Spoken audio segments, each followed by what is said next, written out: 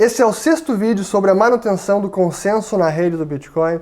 Eu já expliquei quem são os mantenedores ou os desenvolvedores líderes do projeto, como as alterações são discutidas, debatidas e propostas, como elas são implantadas, como os softwares são disponibilizados, quem atualiza, quem adota esse software, de que forma as mudanças podem ser ativadas, quais desdobramentos podem ocorrer, como soft fork ou hard fork, o que é um UASF, um MASF, e por fim o que é o Segregated Witness, que é o BIP 141 e o BIP 148. Então, quem está olhando esse vídeo pela primeira vez ou caiu nesse canal agora e não sabe nada de Bitcoin, não assista esse vídeo, é extremamente técnico. Assista a minha playlist Introdução ao Bitcoin. E quem começou agora na série, sugiro começar do primeiro vídeo e assistir todos para entender o encadenamento lógico de cada um deles. É importante. Mas seguindo, eu falei antes no vídeo anterior sobre o BIP 148, que é uma tentativa agora de forçar os mineradores a sinalizar o seu de acordo ao Segwit, para então chegar ao limite de 95%, e aí conseguir ativar finalmente o Segwit. E essa é a ideia com o BIP 148. Mas no fim de maio surgiu uma nova tentativa de escalar o sistema Bitcoin, chamada New York Agreement, ou Acordo de Nova York, ou Barry Accords, que foi um acordo assinado, liderado pelo Barry Silbert e o seu DCG, que é o Digital Currency Group, que é um grupo que congrega vários investimentos, empresas e até um fundo de Bitcoin, o GBTC. E a ideia com esse acordo, que foi assinado com, segundo eles, mais de 80% do hash power, então mais de 80% dos mineradores, diversas empresas, diversos usuários, porém nenhum Bitcoin Core Developer. Então nenhum dos mantenedores líderes do projeto apoiaram essa iniciativa. Não vou entrar aqui no mérito agora o porquê que isso ocorreu, mas enfim, esse é o fato. Mas esse acordo foi assinado e foi lançado durante a Consensus Conference, Consensus 2017, no dia 23 de maio agora passado, 23 de maio. E esse acordo basicamente sinalizou o seguinte: uma proposta chamada de Segwit 2 MB, em que ativa o Segregated Witness com um limite mínimo de 80% do hash rate. Então, depois de 80% dos mineradores sinalizarem, o Segwit seria ativado, mas utilizando a sinalização com o bit 4, e não o bit 1, como é o BIP 141, que é o original do Segwit. E por fim, que seria também ativado um hard fork para aumentar o tamanho do bloco para 2 MB em 6 meses da assinatura deste acordo. Esse foi o acordo assinado entre essas partes. Agora, fruto desse acordo, primeiro, é preciso que seja desenvolvido um software, que sejam desenvolvidos os códigos e que o software seja disponibilizado para que os usuários e mineradores possam baixar esse software que contemple essas mudanças nesse acordo. Isso não é tão simples. E um dos complicadores, ou um dos complicadores adicionais, é que ninguém da comunidade dos desenvolvedores líderes está por trás, ou está apoiando essa forma de escalar o sistema. Porque vai contra tudo que o Bitcoin representa, de não ter ninguém controlando individualmente, ou grupo de pessoas que conseguem fazer valer a sua vontade ou impor a sua opinião, a sua visão do Bitcoin. Mas esse seria um outro debate que eu não vou entrar. O fato é que esse acordo foi lançado e o Jeff Garzik, que já foi um desenvolvedor líder do Bitcoin, que está inativo há muito tempo, ele é o desenvolvedor que está liderando esse projeto, pela parte técnica. Inclusive, já foi liberado a versão alpha do agreement, então do software, para implementar as mudanças nesse acordo.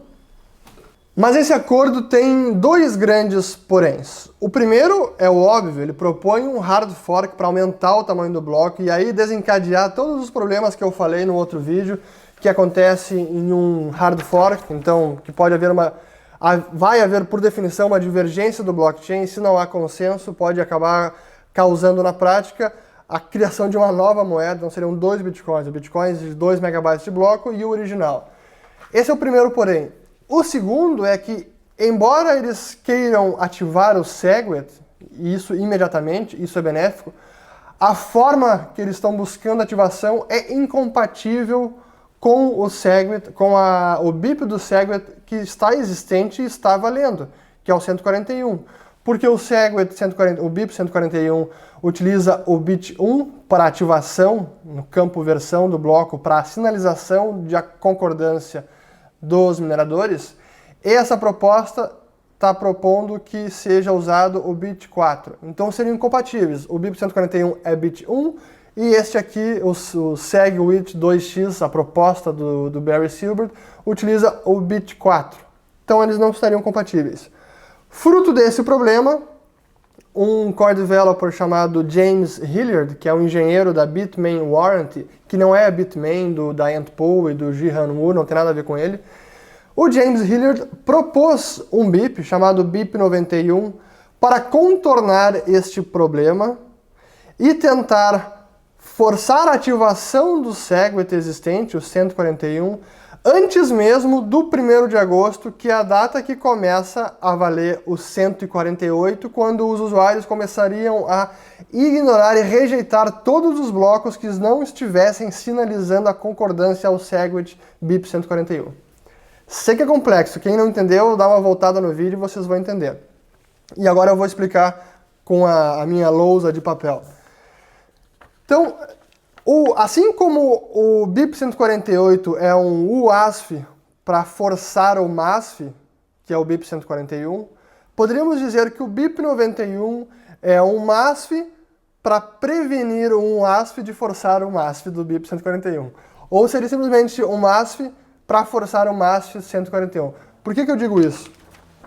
Todo o problema é que o que está valendo e já foi atualizado, já está rodando nas máquinas de mais de 60% ou 70% dos full nodes, é o BIP 141. E todas as versões que foram disponibilizadas no Bitcoin Core depois do BIP 141, que foi a partir da versão 0.13.1, todas essas versões, que já está na 14.2, incluem o SegWit. Então essa é a ativação, a versão do software que está valendo.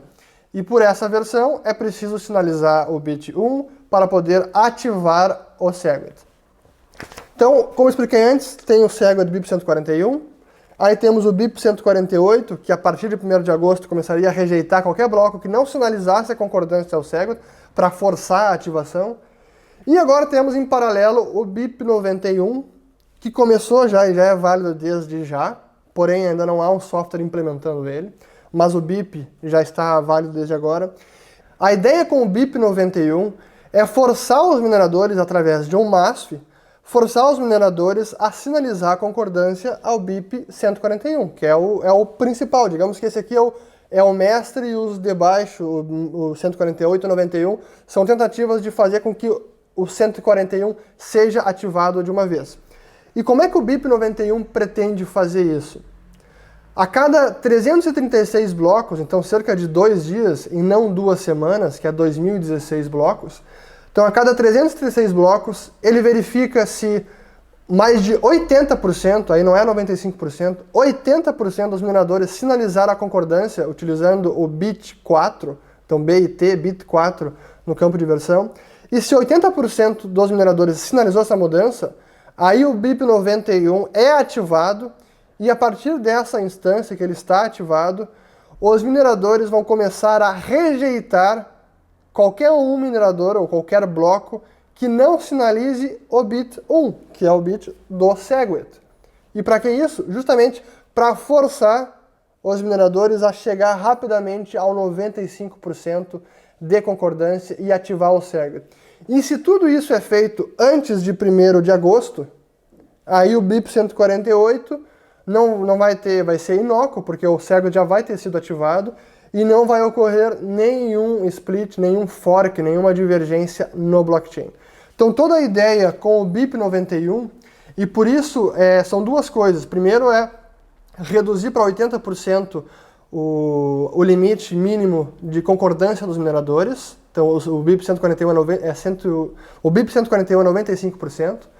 E segundo é para tentar antecipar a ativação do Segwit antes de 1º de agosto, para que não haja nenhum split ou fork fruto do BIP 148. Então essa é a ideia com o BIP 91. O problema é que ainda não há um software disponível para os mineradores baixarem e começar a rodar isso. Ainda está numa versão em alpha, que o Jeff Garzik lançou na semana passada, então está recém sendo testado, precisa lançar um novo software. Mas é uma ideia genial, porque, como eu disse, é um MASF que força outro MASF, BIP 141, ou um MASF que previne um WASP, que é o BIP 148, de ter que forçar o MASF, que é o BIP 141. Enfim, é uma ideia genial, espero que dê certo.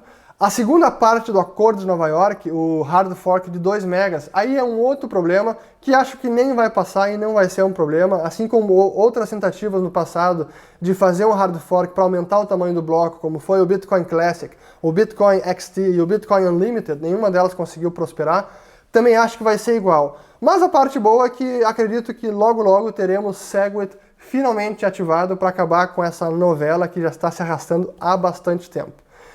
Então acabo aqui esse vídeo, a 6ª parte, talvez tenhamos mais uma, porque realmente a verdade é que é um tema, entender como se dá o consenso e a manutenção do consenso do Bitcoin na prática é algo complexo, não é fácil e às vezes parece que nem mesmo os especialistas da área não entendem como isso funciona. E a verdade é que a gente está constantemente aprendendo e aperfeiçoando a compreensão sobre esse novo campo de conhecimento científico que é o Bitcoin, que é um sistema de consenso distribuído, e que isso se dá pela simples ação voluntária das partes, então a participação é realmente voluntária, não há nenhuma coerção, e como conseguir que isso se dê na prática, sem nenhum tipo de ruptura ou divergência e fork no blockchain, é realmente algo intrincado, mas é fantástico de se aprender e conseguir entender finalmente.